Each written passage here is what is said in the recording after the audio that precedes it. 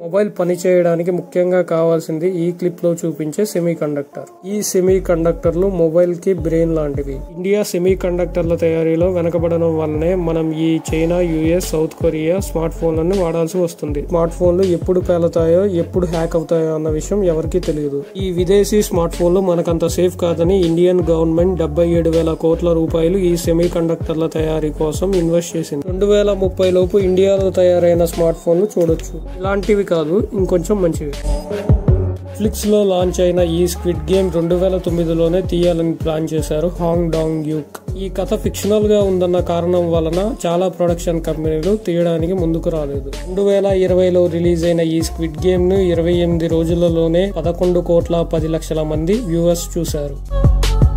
ఈ ఆవుల పాలు బర్రె పాలు లాగా చూడడానికి తెల్లగా ఉండవు. దీనికి కారణం ఆవులు గడ్డి తినడమే.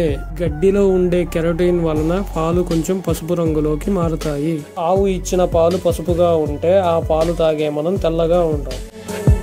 సింహం ఆకలి వేసినా గడ్డి తినదు అంటారు కదా, అది నిజం కాదు. ఈ వీడియోలో మీరు సింహం గడ్డి తినడం చూడొచ్చు. అది కొన్నిసార్లు గడ్డి తింటుంది. అవును, కొన్నిసార్లు సింహం మాంసం తిన్నప్పుడు దాని కడుపులో బోన్స్ ఇరుక్కుపోతాయి. గడ్డి తినడం వల్ల కలిగే వామిటింగ్ ద్వారా ఆ బోన్స్ బయటకు వచ్చేస్తాయి. అందుకే అప్పుడప్పుడు సింహం గడ్డి తింటుంది. మీ ఫ్రెండ్స్ ఎవరైనా సింహం ఆకలిస్తే గడ్డి తినదు అనే డైలాగులు కొడితే ఈ వీడియో చూపించండి. మన ప్యూర్ వెజిటేరియన్ జిరాఫ్ మామ కూడా చిన్న చిన్న బర్డ్స్ ని బూందీలా మింగేయడం ఈ వీడియోలో చూడొచ్చు.